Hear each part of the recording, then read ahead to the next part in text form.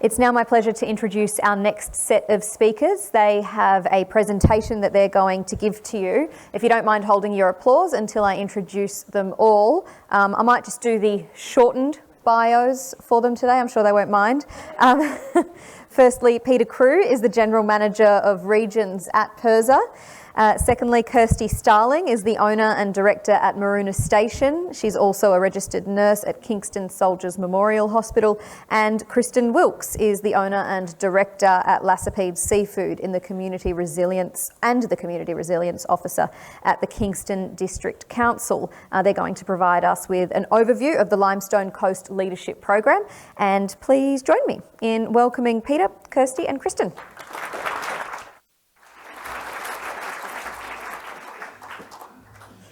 Thank you very much. Not housing and workforce specifically, but the sub-theme of leadership, but certainly, and I'm going to tell you a bit of a story about the Limestone Coast Leadership Program, but then it will be followed by some work that our alumni are doing, which is very topical around the workforce side of things. And then I'll come back and tell you about some stuff we're doing broader across regional South Australia.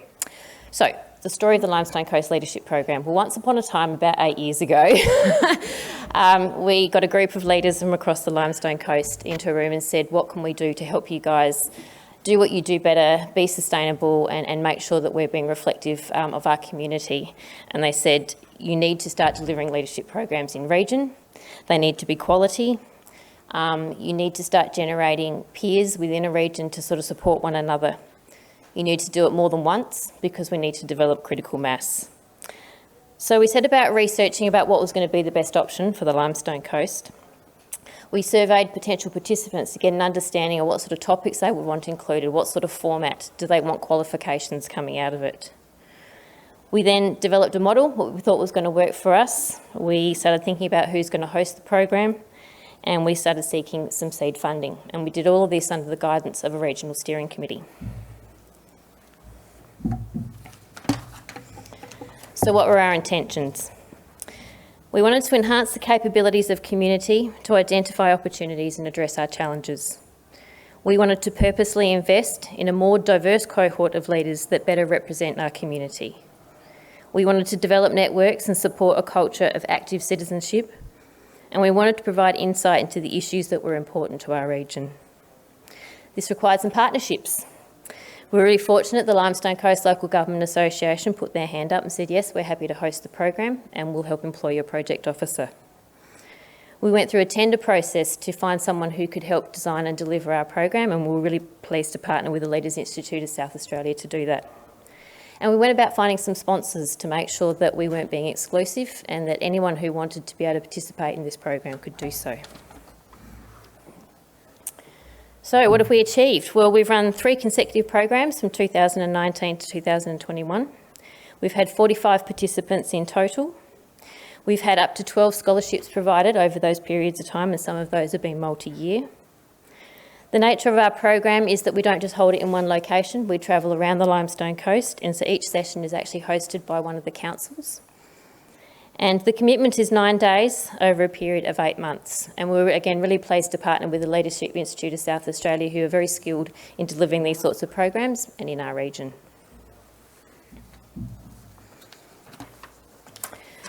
So the course content is up on the screen there, but essentially the purpose of the content of the program is around self-awareness. It's around interacting with others. It's around collaboration, and it's around everyone's favourite topic of governance and finance. And I guess the nature of the program was very much about considering all these things when you're actually interacting and working in regional communities. And I was really pleased to see one of the speakers talked previously around that's actually really complicated, because often in community groups when you come together, there are people you're not used to working with and who have different backgrounds. So that was really the nature of the program, and also the participants in the program that came from multiple sectors. In addition to this, our participants of 2020 and 2021 also had COVID thrown into that. So when we said to them at the beginning of the program that we were going to take them outside their comfort zone, those guys really got thrown outside their comfort zone. So they had to participate in an 8-month leadership program. A chunk of that was online, and fostering those relationships and working together was really challenging, and they did an absolutely outstanding job. One of the key parts of the program was our community action projects. And this was something the Leaders Institute really encouraged us to do. And what that involved was, over the course of the 8 months, the participants had to work on a particular project in our region, and it was really about applying their skills as they were developing or enhancing them. And they were given some real-world problems that we were facing in the Limestone Coast. The small groups were given a topic to explore, they had to engage with key stakeholders, and they had to identify, or where possible, actually implement an intervention. But the whole time it was about what's the community's role in addressing this issue. It's not about what the government's role is, what is the community's role, and that really challenged some people. Some of the topics that we covered were housing, engaging youth volunteers, supporting startups and entrepreneurs, regional transport, attracting and retaining a skilled workforce, and these guys got a really tricky one: substance misuse in young people. How do you start having that conversation in a country where drinking is such a big part of our culture, and in regional towns and our sporting clubs and associations it is as well? That's a really hard conversation to have. Anyway, so a challenging part of the program, but something we found really valuable. Anyway, the impact of any leadership program is best demonstrated by what the participants do once they finish. And we have no better example than the very topical project that's been taking place in Kingston and so competently led by two of our alumni, Kirsty and Kristen. Go for it, girls.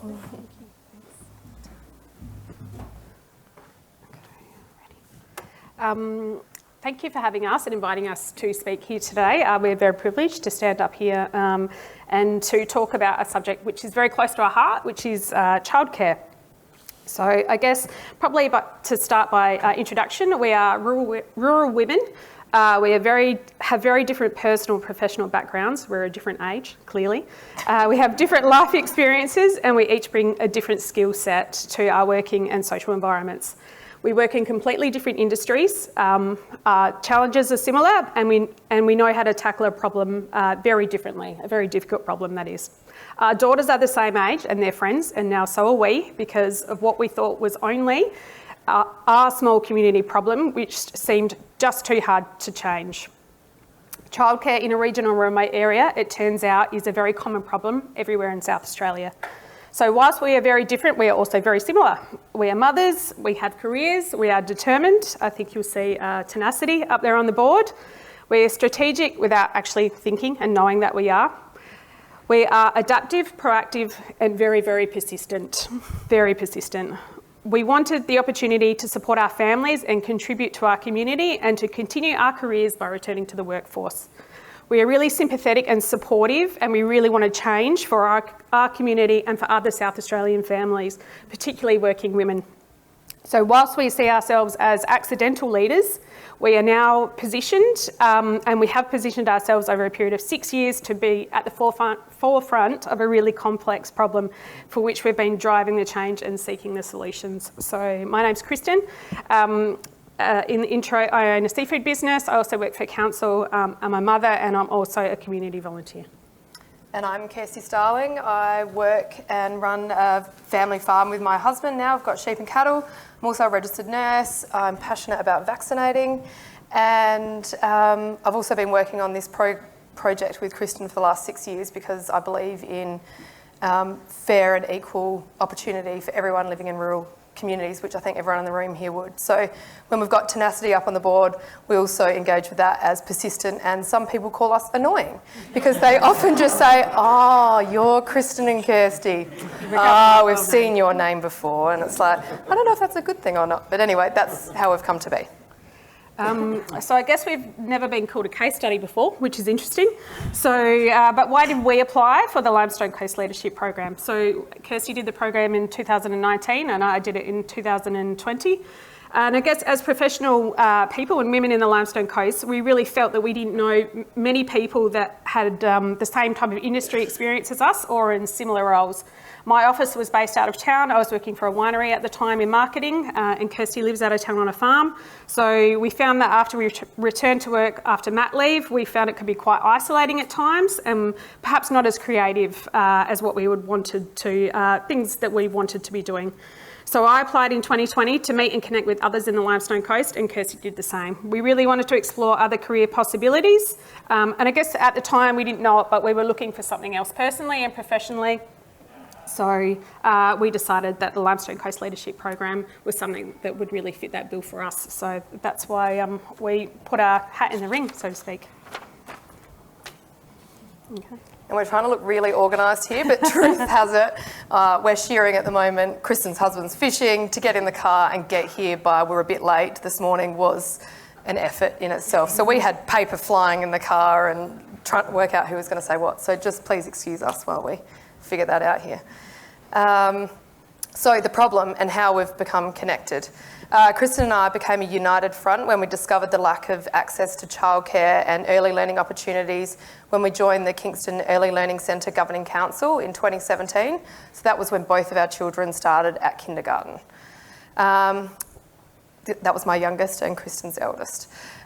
When we first sent our letters to the Department for Education requesting more access to childcare and early learning, we had no idea it was going to be 6 long years of emails, letters, meetings, emails, letters, meetings, and so it goes on.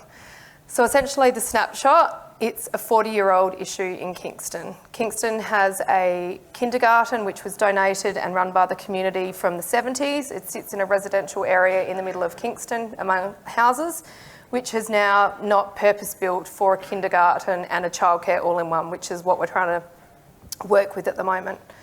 So we've got no purpose-built childcare centre in town. We've got very limited access to early learning opportunities. Families are on a wait list, which is pretty much as long as the Kingston Jetty and has often exceeded 50 children. So as you can imagine, in Kingston, you put your child on the wait list, as Kristen did when she was 6 weeks pregnant.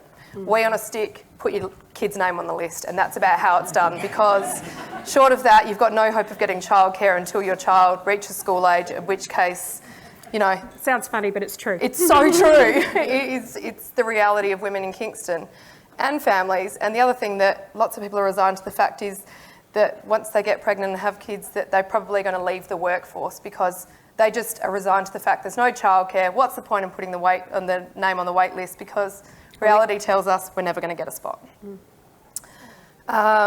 So we were told there was no ability to expand the service because it's surrounded by residential houses, essentially. So we approached the Kingston and District Council to form a formal working group in 2019, and we've remained under the council banner there since. So we've got a formal working group now, which is great. So we've strongly advocated for something that is a given in metropolitan areas. We know there's a glut of childcare opportunities in Metro, yet there are deserts in the regional areas. Why is this? Why is it so unfair? And that's something I think everyone in the room is probably very aware of, and we'd really like to get into the nitty-gritty of that and how can we solve this, not just for Kingston, but for everywhere in South Australia. Initially, Kristen and I were the team until we roped one of our friends, Fiona Rashid, into our clutches. The three of us have worked side by side for 6 years now, and we're closer than ever to finally having the desired result, a purpose-built childcare centre co-located next to the Kingston Community School.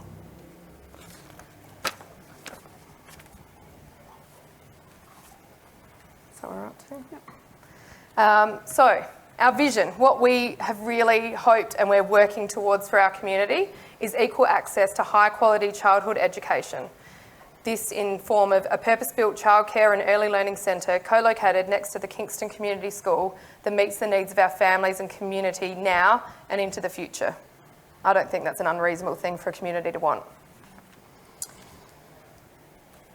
So what we want is we want change and we want equality for rural areas. I think everyone in this room would say that that's a reasonable thing to want. We want opportunity, we want to be able to employ people, we want workforce participation from all walks of life. It shouldn't be specific to any particular gender or type. Everyone should have equal opportunity, and we want to support young families so that they stay in our regional communities and they don't want to come to the cities where they can get this access that we can't. So we really want to engage with families and keep them there, put grassroots down and stay.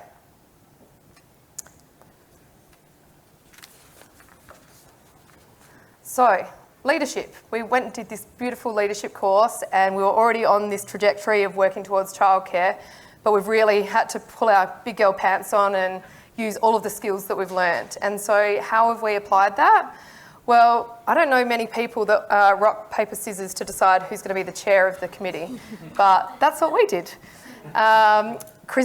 Fiona agreed to go first because she had extensive knowledge in this space, and so she was happy to take the lead if I did it second. Kristen was meant to go third, but she conveniently got employed by the council, so can no longer do it. Well done, Kristen. New job. So as my turn for the chair of the committee loomed, I pulled out my notebook from the leadership program and reviewed all of my learnings. What had I learned and how could I apply it? How was I going to be better? The leadership program was not what I first anticipated. It wasn't the stock standard approach. This is what we're going to learn. Read the book, do it. That's how you do it. The course really allowed us to explore how we work with people, how others perceive us, how behaviours impact our culture and productivity. I encountered some very challenging personalities and behaviours along the way and reached out to Peter on a number of occasions saying, oh my God, what do you do when someone yells at you in a meeting publicly? But I, again, pulled on my big girl pants and got over it and got on with it. And through encountering those challenges and difficult behaviours, I think I've become a stronger leader and really have become more diplomatic, engaged, fair, considered, and at the end of the day, try to bring out the best in the whole group so we can have a better team outcome. It did remind me a lot of parenting, actually, with screaming children and everyone wanting their own way, but at the end of the day, we know that actually you've just got to sometimes make a decision and move forward. It might not be what everyone in the room wants, but it's, you know, you're meeting 80% of the people's needs, so that's good. The friends and connections we made through the leadership program were tremendous. I've learned a lot from lots of people. I've leaned on people and I've got advice and support. So the leadership course has really taught me that you don't have to be the only one standing out the front of a group. There's plenty of people behind you and it's important to use all those people. It's important to call people like Peter and Kristen and you get a better outcome if you do engage with others. So, what's next? Our most valuable learnings were friendships, connections, support networks. Self-reflection's really important, and getting information back from your peers about how they respond to you is hard to hear but enlightening. And try to be reactive versus creative and to try to be adaptive. Get up off the dance floor, onto the balcony, have a look, what's really going on and how can we make some positive change.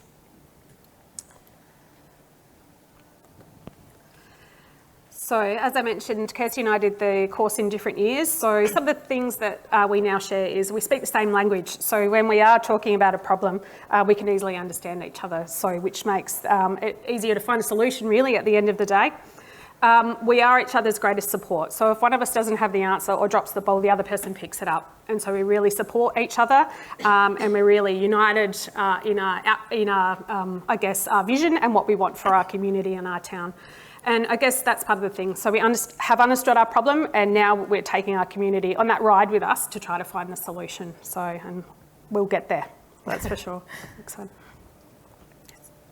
So where are we now? Nearly there. Hopefully.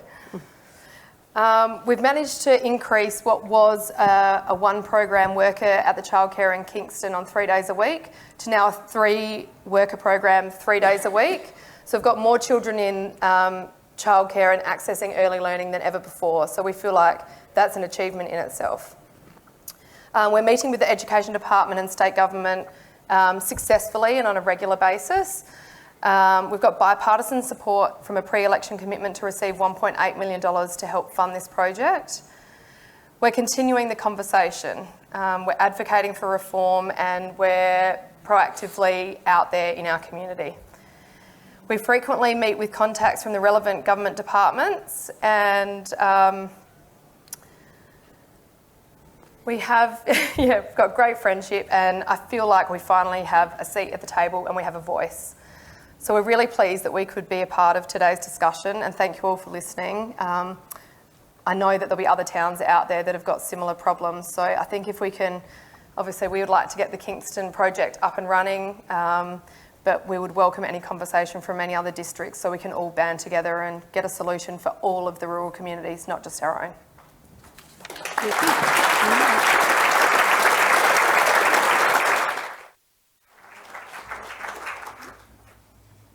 So proud. So just to wrap it up, I guess with the success of the approach that we had in the Limestone Coast of really designing and delivering a program that worked for us, again with some of that sheer grit and tenacity and support from my colleagues, we're really pleased that the state government has agreed to support funding a similar kind of concept across all of regional South Australia. So in partnership with the 7 non-metropolitan RDAs, each region will be supported to conduct a gap analysis of their leadership needs in their region, and then together with the project manager and regional steering committee, implement fit-for-purpose programs in their region. So they've been set the ambitious target, each of the RDAs, of putting 60 participants through some form of leadership program that meets their needs over the next 2 years. So by the end of next year, we're going to have 420 regional community members with new and enhanced leadership skills, which is a pretty cool outcome for all of us, I think. And that kind of wraps up the story.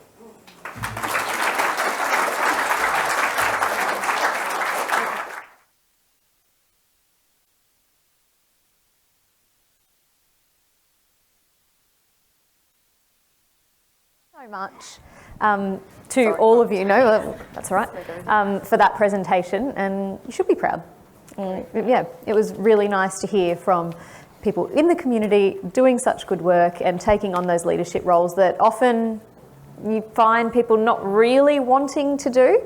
I'm sure people in the room will somewhat agree with that. We do have a couple of questions here on the app. Don't forget to put them in the afternoon spot. How much is the projected childcare centre build? What is its capacity, and have you received the promised federal funding to deliver the project?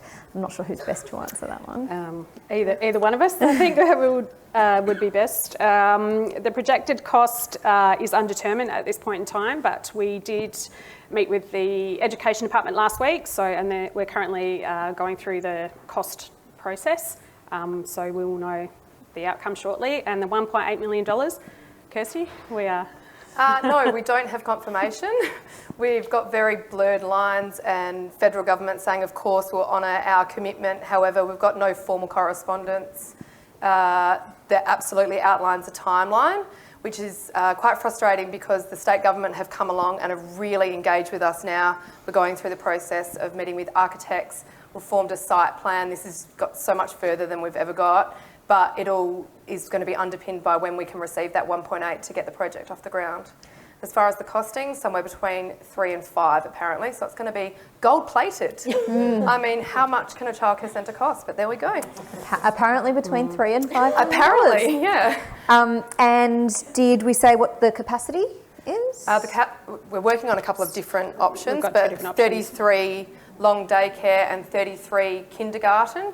So co-located with half to either, and that's kind of the projected numbers that we're working on, aren't they? 33 and 33.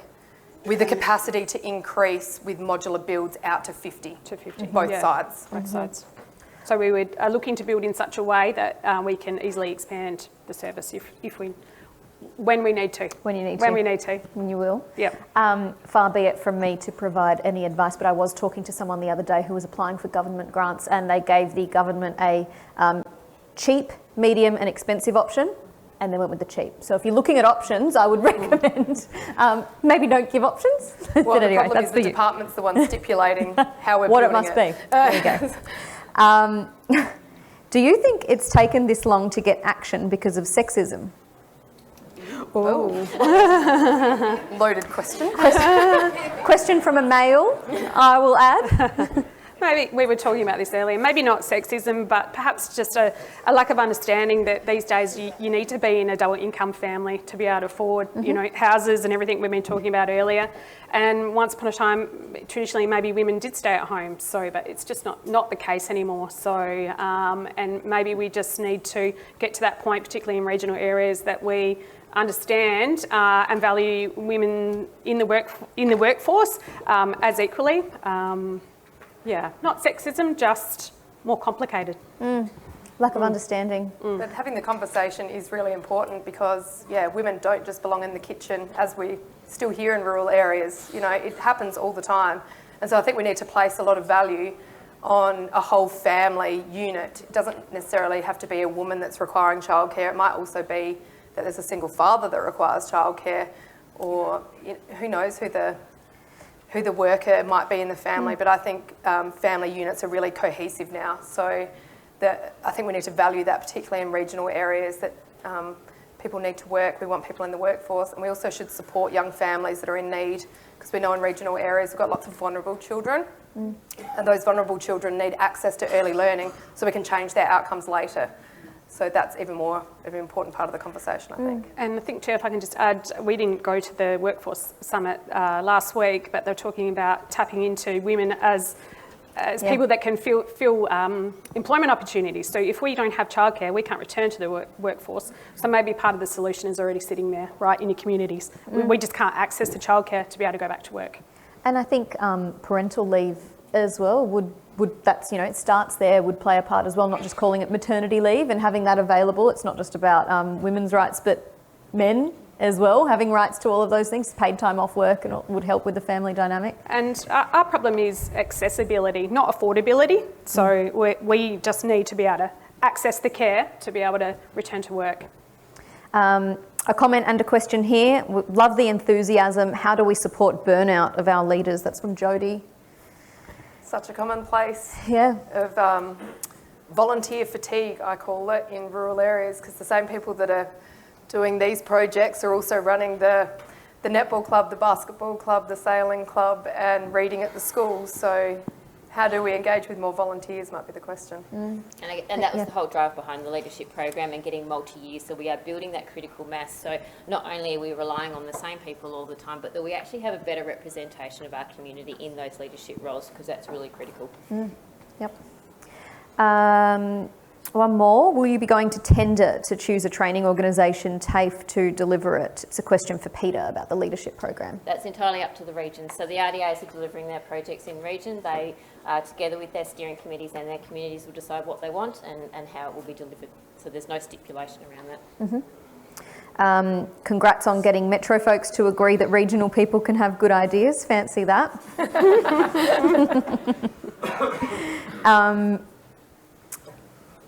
At our council, this is from Anonymous, we had employed a lady who had a husband. Had a house. Her husband had a job. I thought there was no full stop there, sorry. Maybe a house husband would help. So we employed a lady who had a house, husband had a job, but could not start for 6 weeks because she had no childcare. One solution, the council gave $2,000 to enable the lady to start childcare. I guess that would have helped. So there's certainly home-based childcare is one of the options. Obviously there's regulations that sit around that, but where there's a need. And we tried to engage with that, but the red tape was a very limiting factor. Right. And we had quite a few women in town. We held a forum and brought people down from Adelaide to engage with them, but there was too much red tape. It took over 18 months to get one up and running, and it just fizzled. Right. There just wasn't the interest, so it's called like family daycare really. Yeah. So someone would put their hand up, but red tape, the insurance, the risk, everything that's involved in that, I guess people just don't want to play in that space. It's different to look after your own children and have responsibility for. It's another thing. Yeah. Another one here, more of a statement. Many young families can't afford to have stay-at-home mums or dads, for that matter, which is true, as you mentioned. The cost of living, it's not the same as it was 30 years ago. This is around equity, enabling both women and men to return to work and make a contribution to the workforce. Having a family should not hinder either gender. Absolutely. I think you'd all agree? Yeah. 100%. All right. Thank you so much. Really appreciate your presentation. Thank you. Yeah.